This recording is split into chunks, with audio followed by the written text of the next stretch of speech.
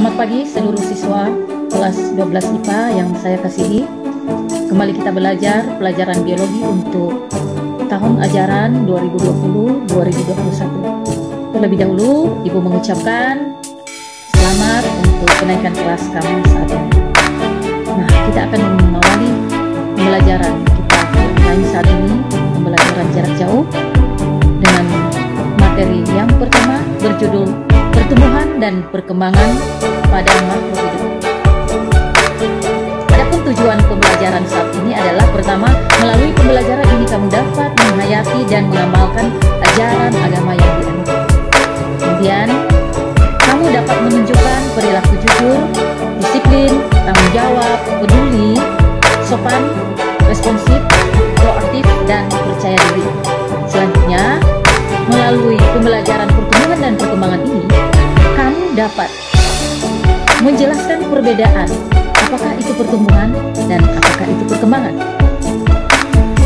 Dan yang terakhir, kamu dapat menunjukkan bagian-bagian struktur biji. Nah, selamat mengikuti. Tuhan Yesus memberkati. Teman-teman, kalian pernah kan menanam pohon yang awalnya dari biji? Penasaran bagaimana biji bisa menjadi pohon? Yuk kita belajar.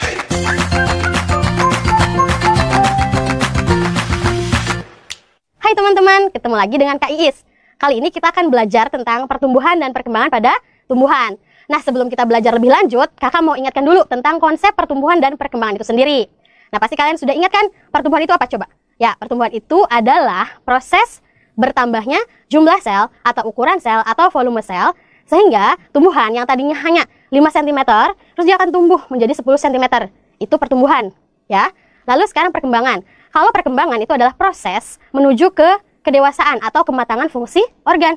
Kalau di tumbuhan, contohnya itu ketika tumbuhan menghasilkan yang namanya buah. Nah, kalau tumbuhan udah berbuah, berarti menandakan dia udah matang.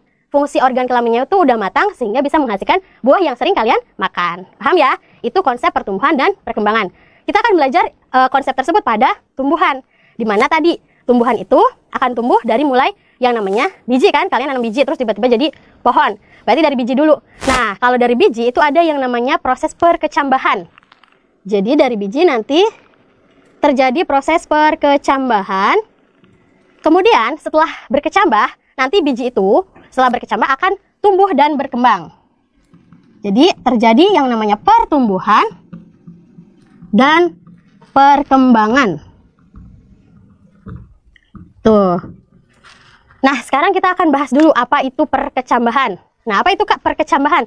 Jadi kalau perkecambahan itu, perkecambahan adalah berakhirnya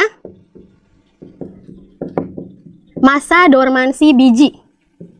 Masa dormansi biji.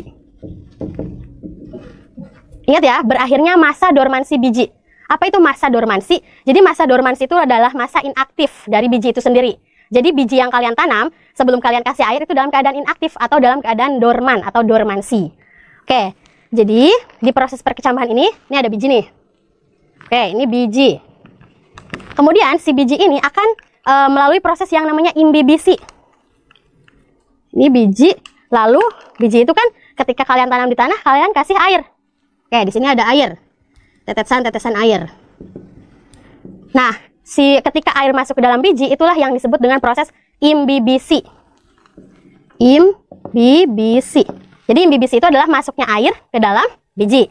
Paham ya? Oke, setelah terjadinya imbibisi, air udah masuk nih. Terus air itu akan membuat, ini masih biji lagi, hormon giberelin yang ada di dalam biji. Ditulis giberelin ya, giberelin itu aktif. Giberelin itu apa Kak? Jadi giberelin itu adalah hormon pada tumbuhan yang berperan dalam proses perkecambahan.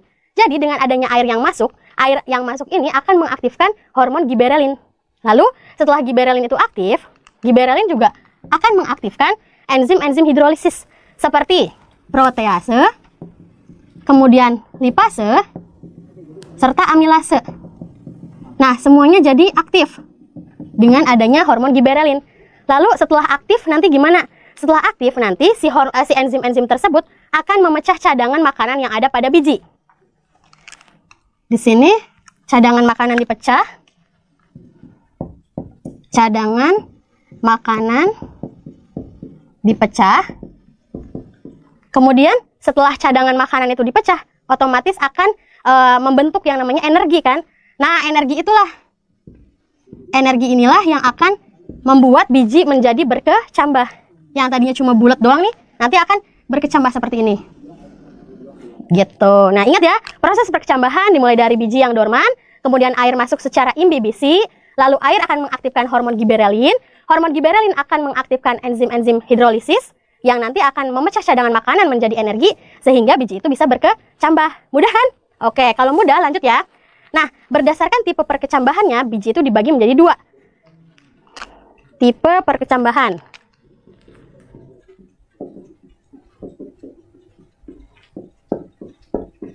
Nah, tipe perkecambahan itu ada 2, ada hipogeal dan epigeal. Ada hipogeal dan epigeal.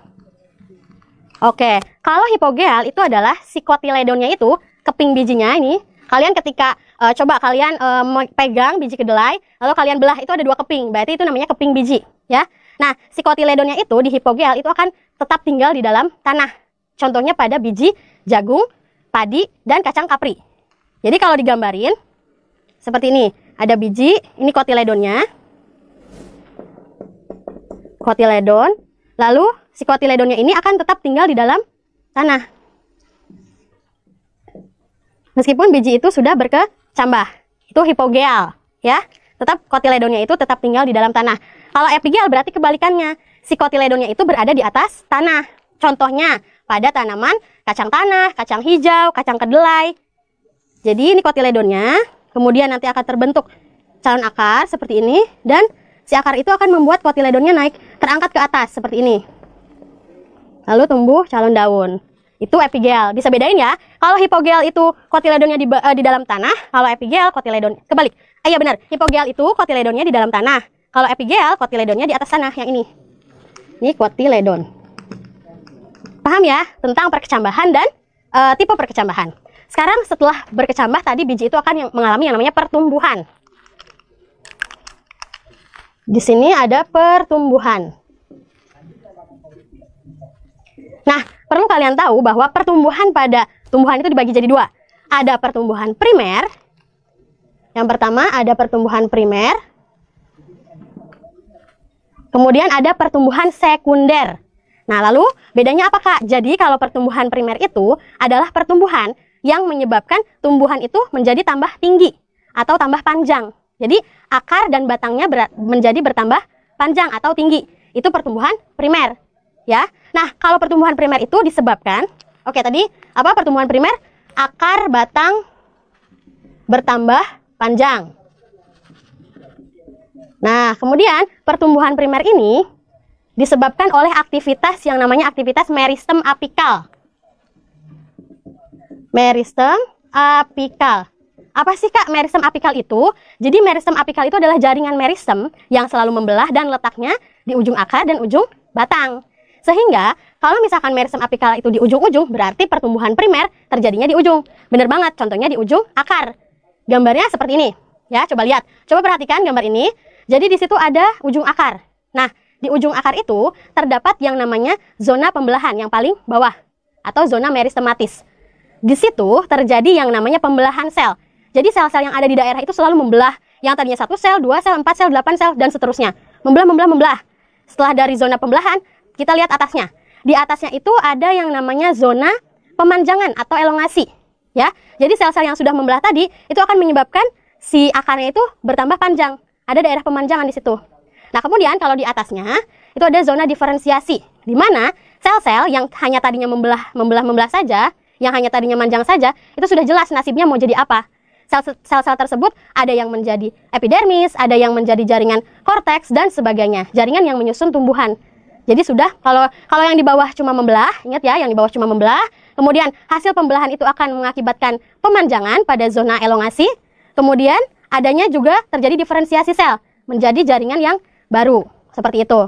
Itu pertumbuhan primer pada ujung akar.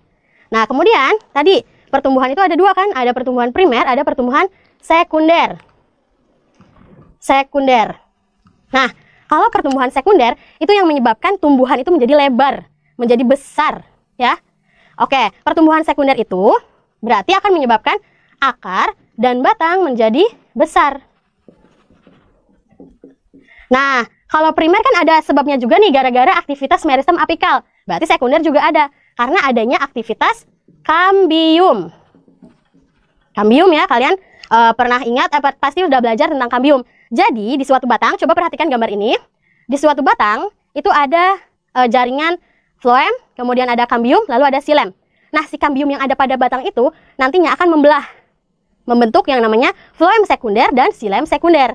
Kemudian hasil pembelahannya ini yang nantinya lama-kelamaan akan menjadi lingkaran tahun yang menyebabkan si batangnya itu jadi besar. Jadi karena adanya aktivitas kambium. Ingat ya, kalau pertumbuhan primer itu menjadi panjang karena meristem apikal, kalau pertumbuhan sekunder menjadi besar ke samping karena adanya aktivitas kambium.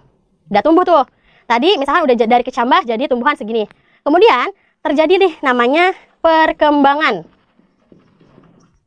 Terjadi perkembangan di mana ketika tumbuhan itu sudah matang, sel-sel kelaminnya itu akan menghasilkan yang namanya bunga. Tumbuhan akan berbunga kan? Tumbuhan kalian berbunga nggak? Nah, kalau berbunga berarti itu sudah matang kelaminnya. Kemudian nanti akan menghasilkan yang namanya buah. Nah, itulah yang namanya perkembangan pada tumbuhan. Jadi ingat ya, pertumbuhan dan perkembangan pada tumbuhan diawali dengan perkecambahan, lalu terjadi pertumbuhan dan perkembangan. Oke, sudah paham kan? Selamat belajar!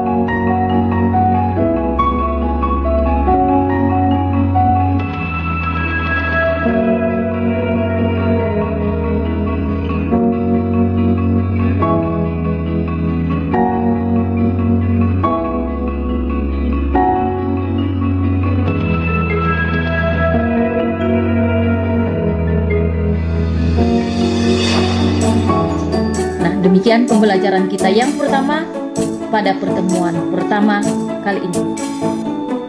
Harapan ibu kamu semuanya di rumah dalam keadaan sehat, happy selalu, dan tentu menjaga kesehatan masing-masing. Tuhan Yesus memberkati.